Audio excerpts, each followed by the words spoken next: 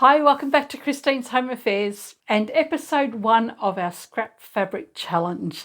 I've decided to make a playlist for things that we can make using scrap fabric. So we're not going to buy any fabric, we just want to use up whatever's in our stash, and the pieces can be any size at all.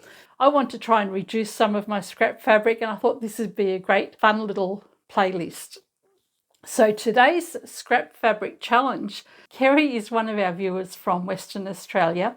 She messaged me this morning. She's been making some pen holders for a little while and shared it on our Christine's Home Affairs Facebook page, and some other people wanted to know how to make this. So she's asked me to do a video. So thanks heaps for giving me the opportunity to do this, Kerry. It'll be a great quick little project. I think it'll be a great one for gifts. It'll be a great stocking filler. And most importantly, it's going to be a great way to use up some of that scrap fabric that we all have. So today we're making a pen holder, and to mix it up a little bit, I'm going to show you 2 ways that you can use this. Come along. Okay, before we start, the seam allowance that we've got for this project is 6mm or 1/4 inch.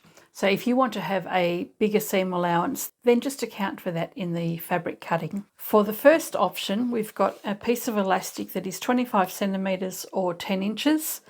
The width of the elastic doesn't really matter as long as it's not wider than the finished width of your fabric. This piece here is 8 by 30cm or 3 by 12 inches. You'll just fold that in half. Then we have 2 pieces of fabric that are 8 by 20cm or 3 by 8 inches. And on one side of these 2 pieces, I have a lightweight iron-on cotton interfacing fused to the back of that.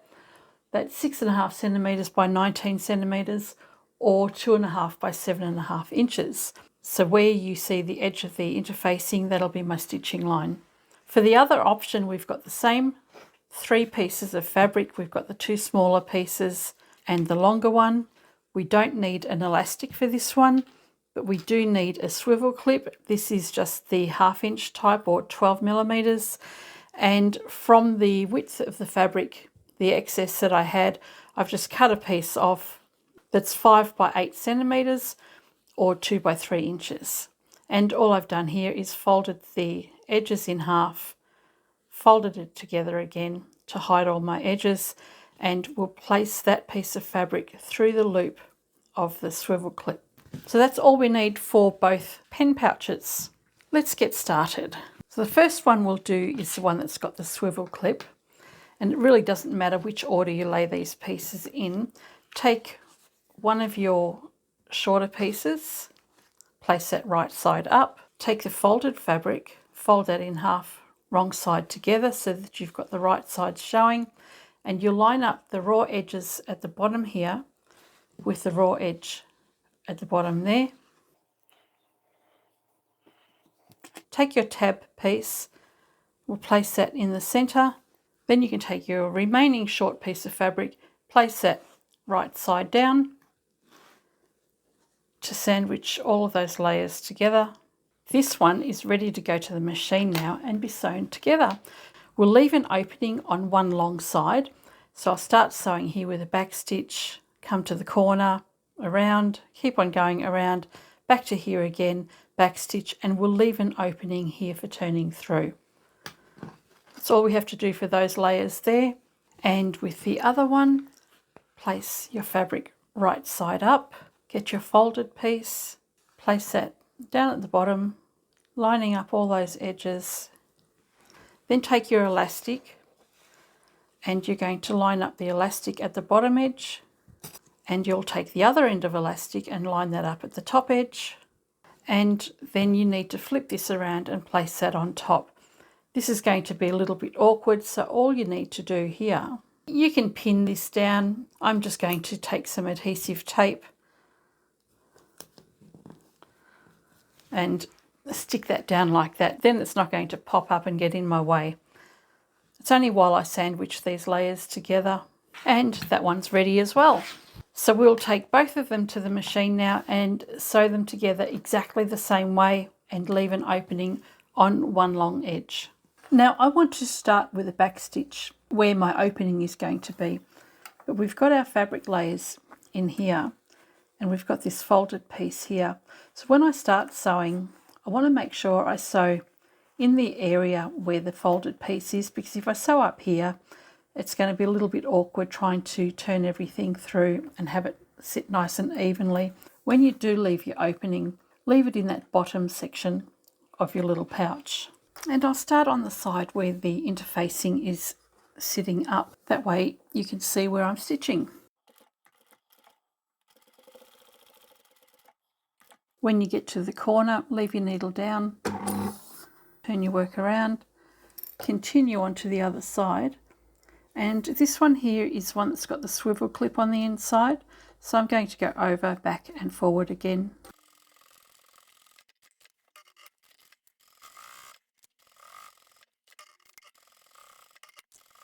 And when I've come around to the final side, I'll leave a gap of about 3 or 4 fingers and backstitch. And that's that one done. Then all we need to do is trim our corners. I'll do the other one quickly. If you like the idea of this Scrap Buster challenge, let me know. And if there's anything you're not sure about and you'd like me to do a little video for it, you can let me know that too. Okay, so these are both sewn up. All we need to do is trim the corners, and then we can turn them the right way around. And the only thing we have to do after that is top stitch, and then we're finished. Once you've turned everything the right way around and poked out your corners, you can fold the raw edges under, and then we'll top stitch this closed, but we're going to top stitch all the way around. Okay, we've got our openings at the top here, and the opening we need to close up is just on the side. I'm going to take both of them to the machine now. So all the way around the entire edge of both of them. And when I'm sewing this one, I just need to be mindful of the elastic, so I'll need to move the elastic out of the way as I'm sewing across the top and across the bottom. I like to do my top stitching from the front, so where the opening is at the top is the front of my pouch. So I'm just going to turn my elastic to the front. Doesn't matter where you start sewing, but since my opening is along here, I might as well start there. I'm doing a very narrow top stitch. It's only about 3 millimeters or 1/8 of an inch. As I come around the corner, I'm going to move my elastic out of the way.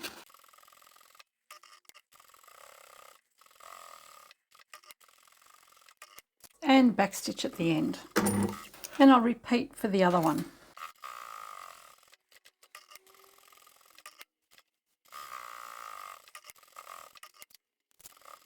And that's all for the construction.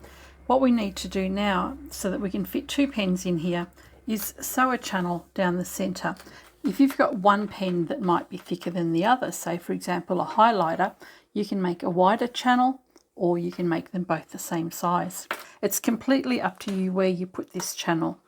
I've marked a line right down the centre of this one, so I'm going to have 2 even pockets for my pens. With the elastic here, make sure the elastic is out of the way, and we're going to start at the bottom end. That way, as the fabric moves, it doesn't create a pleat when we finish. Backstitch.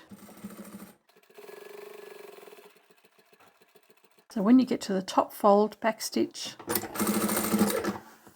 and we are completely finished. So here we go. This one here hasn't had the channel sewn down yet, because I'm going to show you something in just a sec. This is one with the elastic on it that is to be wrapped around a book, which I'll also show you in a minute. We've got our dividing line stitched right down the centre here, and a handy holder for 2 pens.